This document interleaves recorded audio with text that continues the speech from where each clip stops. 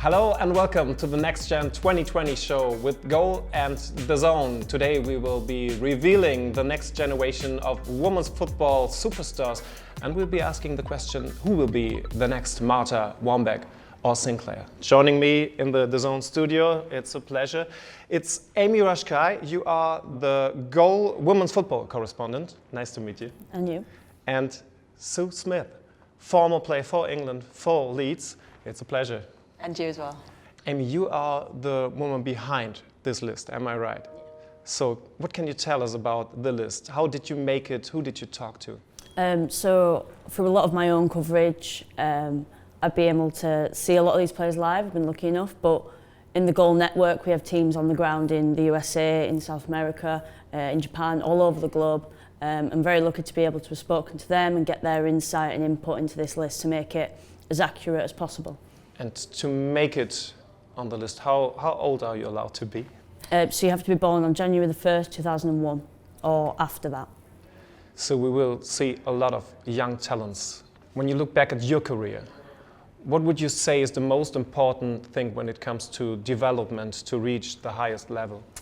I think there's a few characteristics that you need to become that superstar, if you like. And I think the first one has to be you've got to work hard. I don't think there's any shortcuts to success. You've got to be dedicated at what you do. And I think probably the last one, you have to make sacrifices. So I think all of the girls on the list certainly will have shown those skills and those characteristics. So let's find out who's the first one on our list. We start at number 10 and Colombia's rising soccer star. Our number 10 on the list is Lena Caicedo.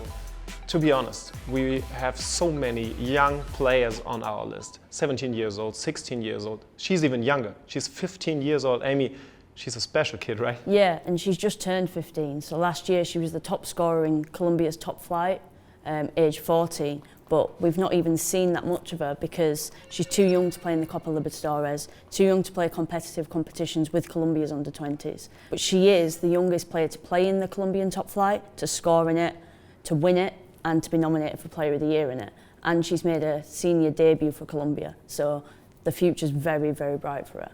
And now she will move to Barcelona. She signed a contract there, Sue, at the age of 15. When you look back at your career, that's a huge step, right? When did you make your debut? It is. All I can say is wow. You know, it's so impressive. And I actually made my international debut when I was 17, so I got called into the squad at 16, and it's just a huge step up. So from playing club football to international football, it's different, the pace is different, you know, technically, tactically, you have to think that little bit quicker, you can't take as many touches, and the fact that she's doing that, she's made her international debut, she's then going to Barcelona, the future is certainly bright.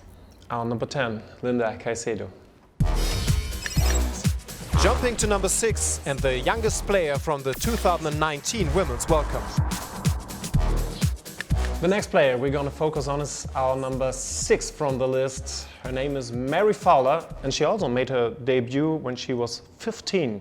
What can you tell us about her, Amy? Yeah, so she went to the World Cup actually last summer with Australia, but she didn't get on the pitch. And then she made her W League bow after the World Cup with Adelaide, and everybody was really excited because you've not seen too much of her at senior level. And on her debut, she won a penalty and stepped up and scored it. Now after she played a few games with them, scored a few goals, and now she's off to Montpellier. She's got their number 9 shirt, so it's quite exciting for her. So Amy mentioned she was with the team at the World Cup last summer, but she didn't play. What does that mean for her? I think first and foremost she'll gather a lot of experience from training with some of these fantastic players and learning from them and developing her game.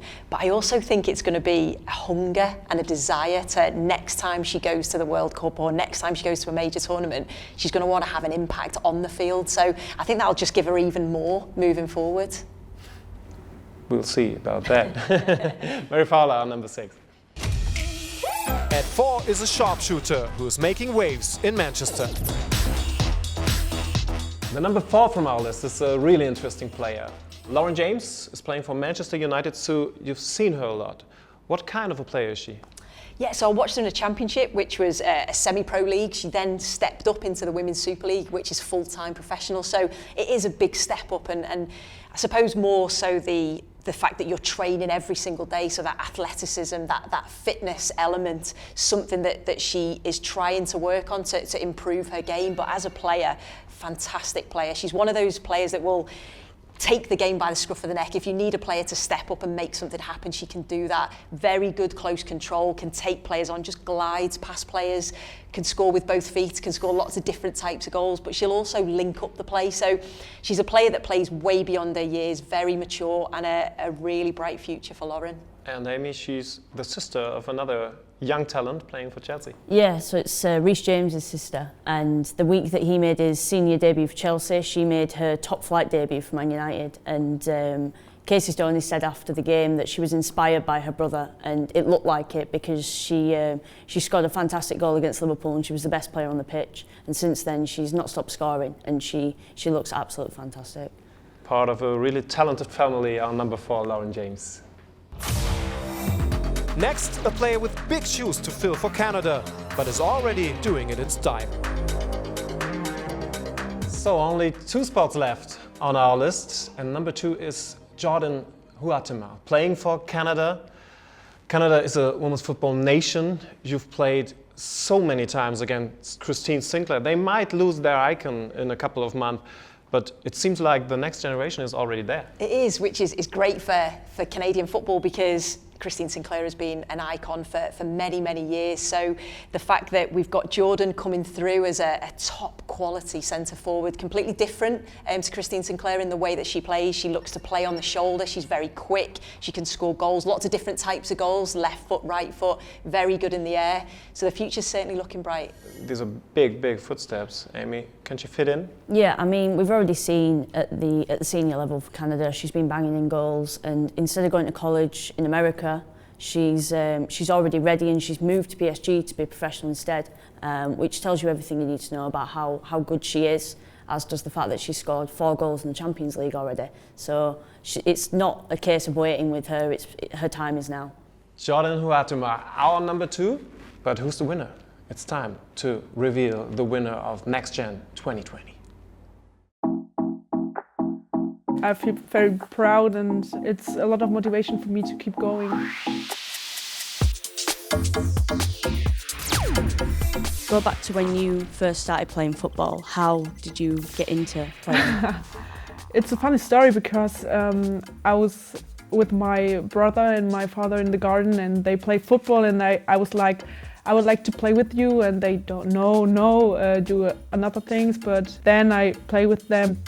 It was my first game at the Women's World Cup, and it was a nice feeling to give my debut. Do you remember where you were when you got that call? Yeah, I was at school in the class, and I looked to my phone, and Martina calls you, and I was like, I can't go to the phone because I'm in class.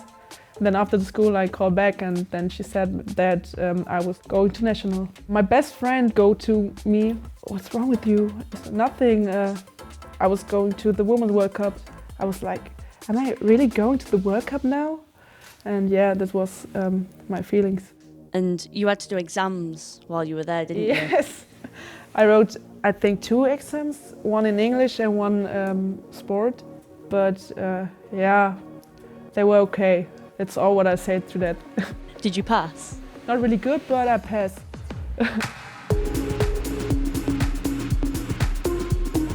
It's the best team here because we also do things beside the pitch, and it feels like a second family here. Coaches were very good. If you play at, for example, Bayern Munich or Wolfsburg, you have a other mentality than playing in Essen because we are the underdogs. When did you first feel like you as a female could actually be sort of a professional footballer? Never, because I only see football as a hobby, and it's a lot of fun for me, and it's not feeling like it's my work or something else.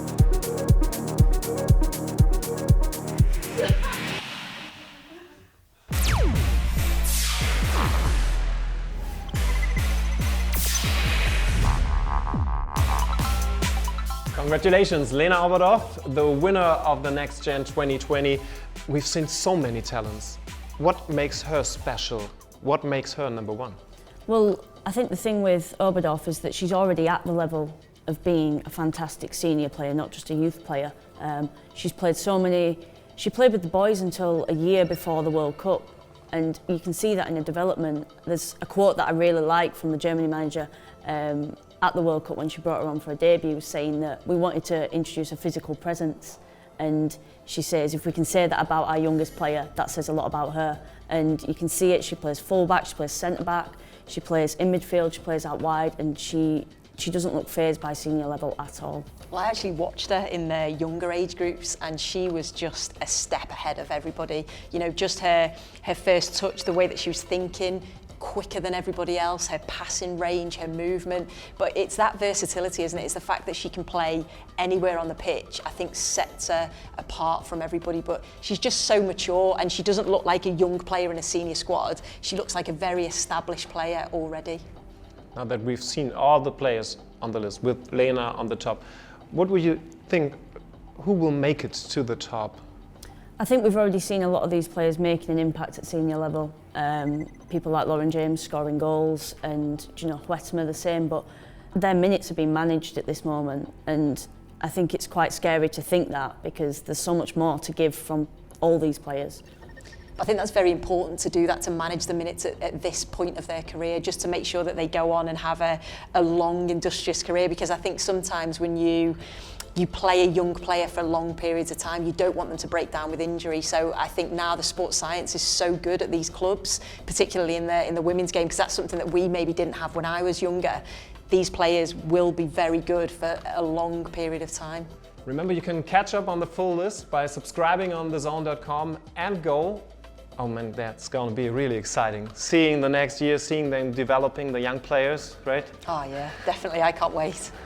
Thank you, Sue. Thank you. It was a pleasure. Thank you, Amy. Thank you. And thank you for watching. See you next time. Goodbye.